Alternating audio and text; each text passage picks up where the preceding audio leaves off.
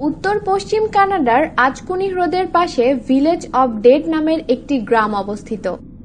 1930 সালের আগ পর্যন্ত গ্রামটি তেমন একটা খ্যাতি না পেলেও প্রকাশিত একটি অদ্ভুত ঘটনার মধ্যে দিয়ে সকলেরই নজরে পড়ে জায়গাটি। সে বছর একজন সাংবাদিক এই গ্রামটির কথা প্রকাশ করেন।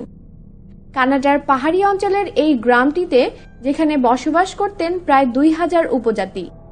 গ্রামটিতে বাণিজ্যিক কাছে কিছু মানুষের আনাগোনা থাকলেও এটি রমরমা ছিল না কখনোই।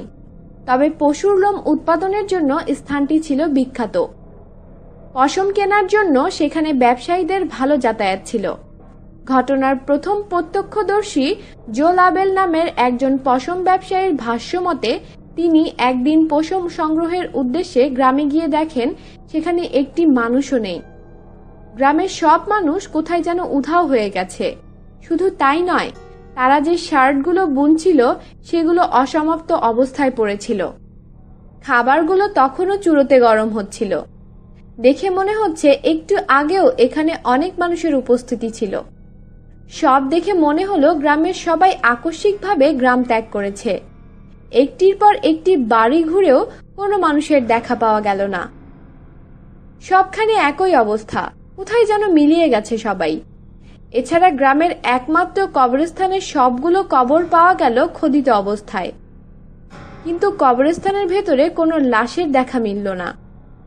ভেতরের সবগুলো লাশ কোথায় যেন উধাও হয়ে গেছে। উৎকট এই দৃশ্য দেখার পর ভড়কে যান লাবেল। তিনি দ্রুত দ্য রয়্যাল কানাডিয়ান মাউন্টেন পুলিশকে খবর দেন। মেজর থিওডর লিস্টোর্টের নেতৃত্বে the royal Canadian mountain police পুরো গ্রাম ও আশেপাশের এলাকা তন্ন তন্ন করে খুঁজল। কোনো গ্রামবাসীকে পাওয়া গেল না। পুলিশ দেখল ওই গ্রামের এক্সিমোদের পূর্বপুরুষদের সবগুলো কবর খোদিত অবস্থায় আছে, আর সেগুলোর ভেতর থেকে লাশগুলোও গায়েব। যে বা যেটি গ্রামবাসীদের নিয়ে গেল সে কি একই সঙ্গে কবরগুলোর ভেতর থেকে লাশগুলোও নিয়ে গেছে? কিন্তু কবরের ওপরের মাটি বরফ জমে এতটাই শক্ত হয়ে গিয়েছিল যে এগুলো খনন করা যে কারোর জন্যই বেশ দুঃসাধ্য কাজ। শুধুমাত্র অক্ষত অবস্থায় পাওয়া গেল ওই গ্রামের সবচেয়ে প্রাচীন গোত্রপ্রধানের কবরটি। পরবর্তীতে হাওয়ায় মিলিয়ে যাওয়া সেই 2000 গ্রামবাসীকে আর কখনোই দেখা যায়নি। কি হয়েছিল গ্রামের অধিবাসীদের? কি বা হয়েছিল কবরের শায়িত লাশগুলোর?